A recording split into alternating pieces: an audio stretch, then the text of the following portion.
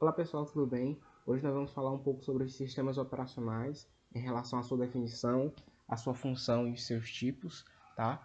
Começando pela definição, a gente pode entender sistema operacional como um conjunto de instruções que vai ser executado pelo processador, só que de forma assíncrona. Essa é uma diferença entre o sistema operacional para uma aplicação tradicional, uma aplicação simples, né? Ela vai ser executada de forma assíncrona, mas ela permanece em igualdade na definição como conjunto de instruções. Então, tanto o sistema operacional quanto um programa tradicional vão ser um conjunto de instruções, vão ser executados pelo processador, só que a sua forma de execução vai ser diferente. Né? As aplicações tradicionais, ela tem início, meio e fim, né? Vai ser executada de forma sequencial.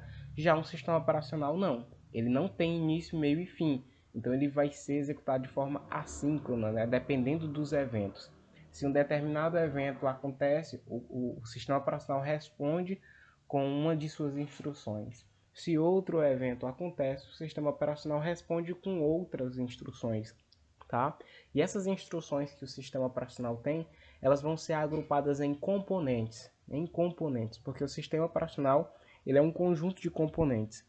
E esses componentes vão ser responsáveis, né, pelo gerenciamento da memória, pelo gerenciamento das entradas e saídas, pelo escalonamento de processos. A gente fala processos aqui com similaridade a programas, tá? Então, um novo termo para programa a gente chama de processos.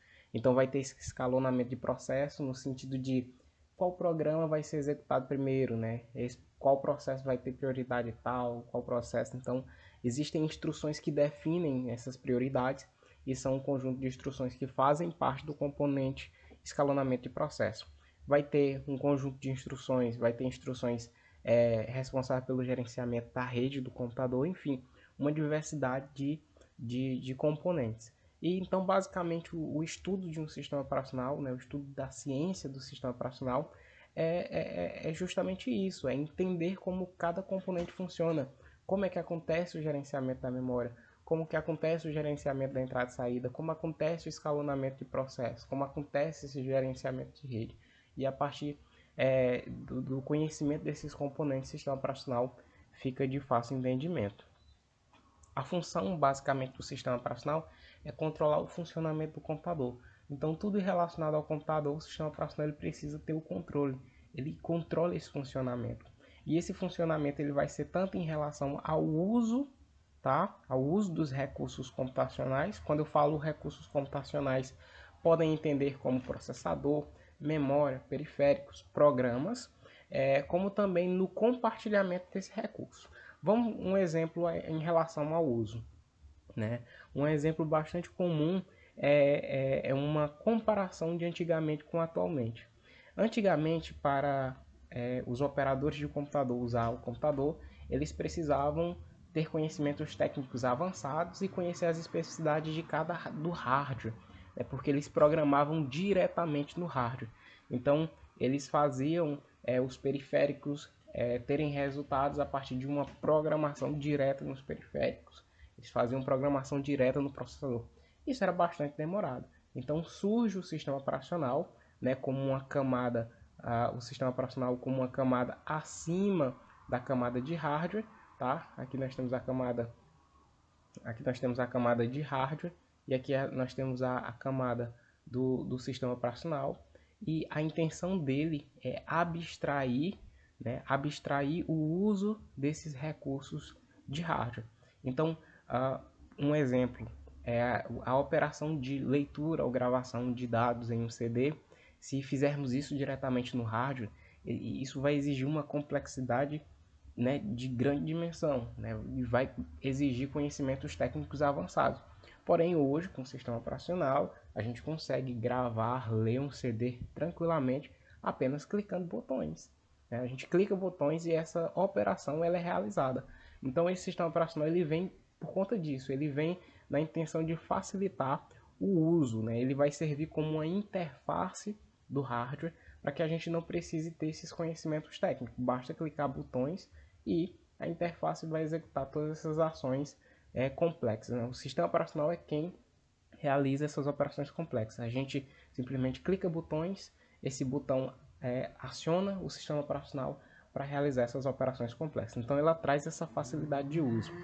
E dizemos que essa questão de criar uma interface, de trazer facilidade no uso dos recursos computacionais, é um conceito chamado de máquina virtual, porque nós temos a máquina física. Então, para operar a máquina física, precisamos de conhecimento avançado. Porém, o sistema operacional vem, cria uma máquina ilusória, uma máquina virtual, né, uma máquina lógica, na qual a gente tem facilidade no seu uso com essa interface. Né? Mas, na verdade, o computador não é aquela telinha bonita, são operações bastante complexas que está por trás daquilo, mas ele cria essa ilusão de facilidade, aquela máquina que facilita o nosso uso dos recursos computacionais. Tá? Em relação ao compartilhamento, nós temos aqui uma outra camada que são as camadas dos processos, a camada dos programas, né? Que são a camada dos programas. Então, um exemplo muito comum é que nosso computador ele rode vários processos ao mesmo tempo, vários programas. Então, por exemplo, eu posso ter o Word, né, e o Google Chrome ativado ao mesmo tempo. Né? E uma das exigências do Word é o uso do processador. Né? Uma das exigências também do Google Chrome é o uso do processador. Se não houvesse o sistema operacional no meio, haveria uma disputa entre esses dois processos. Né? Tanto o Word quanto o Google Chrome querendo utilizar o mesmo recurso, né? Querendo usar o processador, eles entrariam em conflito. Né? Teria essa concorrência de um recurso computacional. Então o sistema operacional ele vem, né, como uma camada intermediária entre os processos e o hardware. Né? O Word ele faz a solicitação para o sistema operacional, o Google Chrome faz a solicitação para o sistema operacional. Né? Dentro do sistema operacional existe um componente chamado escalonador de processo. Esse escalonador de processo ele vai definir prioridades. Vai dizer, por exemplo, que o Word tem prioridade de número 2 e que o Google Chrome tem prioridade de número 1. Então, por conta dessa definição de prioridade, o Word acaba usando o processador primeiro do que o Google Chrome. Então, toda essa regra de quem vai ser executado primeiro, quem vai ser executado depois, como é que vai ser toda essa solicitação, né? Ela está dentro do sistema operacional. Então, o sistema operacional ele precisa controlar o compartilhamento de recursos. Nós temos um único processador sendo utilizado por diversos processos. Então, o sistema ele precisa manter esse controle, que é o que a gente chama controle de concorrência, porque vai haver, né, a concorrência entre os diversos processos para o uso do processador e o sistema operacional precisa fazer esse controle de concorrência. Os tipos de sistemas operacionais, né, os principais tipos de sistemas operacionais, né, os três tipos, basicamente, é o sistema monotarefa. O sistema monotarefa ele tem uma característica de executar uma única tarefa por vez. Tá? Então, nós temos um computador e esse computador vai executar um único processo, um único programa por vez. Isso, de uma certa forma, tem uma desvantagem. Isso gera ociosidade. Né? Isso por conta de que um programa pode ser que ele não utilize toda a memória do computador. Então, vai ter aquela memória, né, sendo desperdiçada. Então, isso é ociosidade. Então, como a intenção é facilitar o uso desses recursos, usar de forma eficiente, surgiu uma nova categoria de sistema, que é o sistema multitarefa. Aqui, a gente já executa várias tarefas ao mesmo tempo, né, ao mesmo tempo dentro de um computador, e isso vai evitar a ociosidade. Né? Isso vai evitar a ociosidade porque, por mais que um programa não use toda a memória, se eu tenho outras tarefas, outros programas sendo executados, eles também vão utilizar a memória e assim nós vamos ter esse compartilhamento de recursos, né, evitando assim essa ociosidade de recursos. Outro tipo de sistema bastante comum é o sistema multiprocessadores.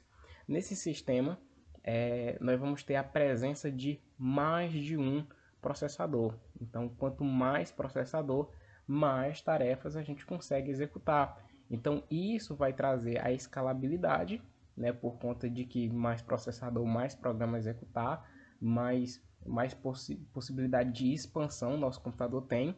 A questão da disponibilidade, porque em um sistema onde tem vários processadores, se um der defeito, os outros podem tomar de conta, o computador não necessariamente para com o defeito de um único processador. E um balanceamento de carga, que é mais como semelhante a uma distribuição de trabalho, né? Um único processador para processar uma diversidade de tarefas, de programas, fica muito pesado para ele. Então, quando a gente coloca vários processadores, a gente distribui essa carga, distribui, né, faz esse balanceamento de carga, esse balanceamento de trabalho e os processadores não ficam tão sobrecarregados.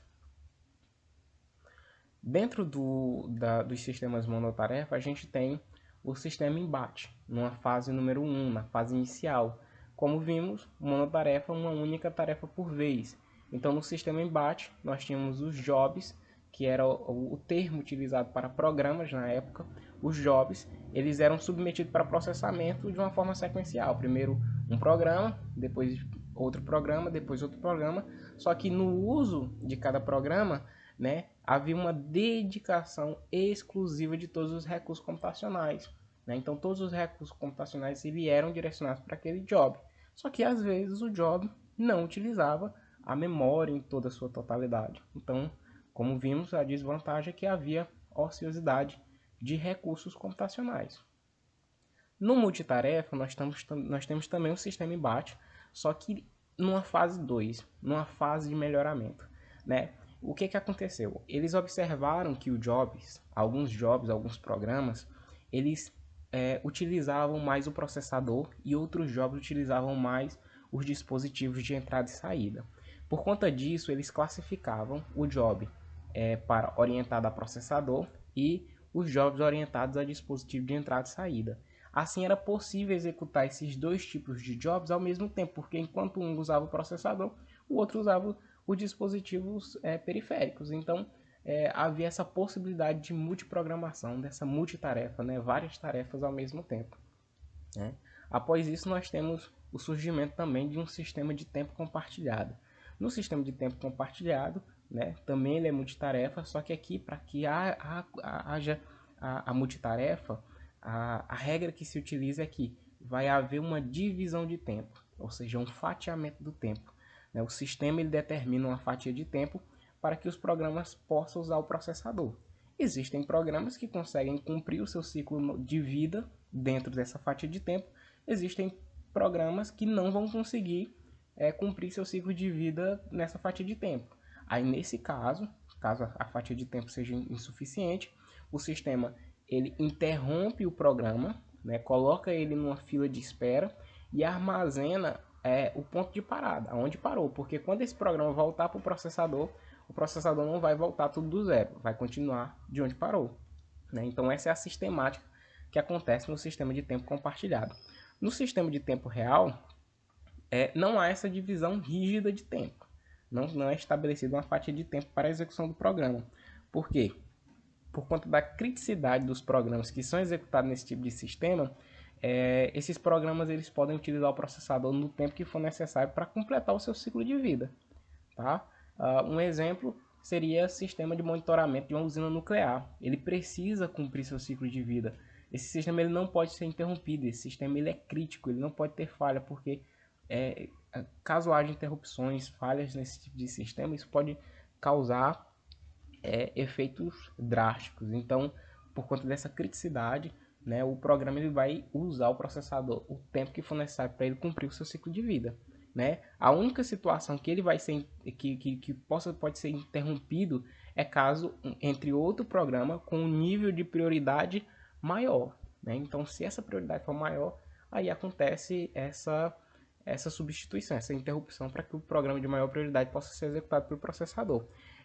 Uma diferença muito interessante entre o tempo compartilhado e de tempo real é que no tempo compartilhado essa fatia de tempo ela é estabelecida pelo sistema. É o sistema quem determina, é o sistema quem faz essa política de escalonamento. É o sistema quem determina quem vai para a fila de espera e tudo mais. No tempo real, não. Essa questão de prioridade, qual programa tem mais prioridade do que outro, essa definição ela é feita pelo próprio programador. Exemplos de sistema de tempo real seria, por exemplo, sistema de base aérea. O sistema de base aérea ela também tem uma criticidade muito grande, porque precisa saber localização de avião, tudo mais, e o tempo de resposta necessário para que aquele determinado programa resolva é crucial, né, para o bom funcionamento de todo o contexto aéreo. Então, o sistema de tempo real ele tem um tempo de resposta bem rápido e vai usar o tempo de processador que for necessário para cumprir o seu ciclo de vida. No multiprocessador, nós temos essas duas categorias. O multiprocessador são vários processadores vários processadores para executar as tarefas, e o que vai diferenciar o sistema fortemente acoplado para o sistema fracamente acoplado é a questão do relacionamento dos processadores com a memória e os dispositivos de entrada e saída, principalmente com a memória.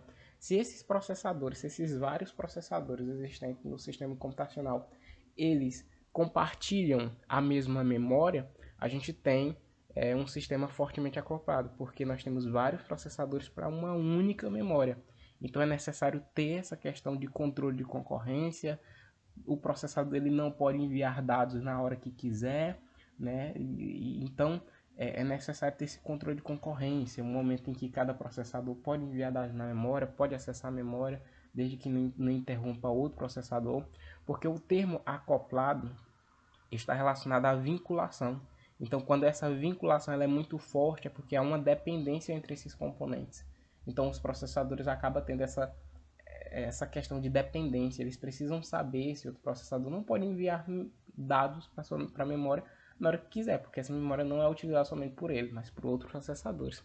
No fracamente acoplado, nós temos uma vinculação fraca, porque cada processador ele vai ter a sua própria memória.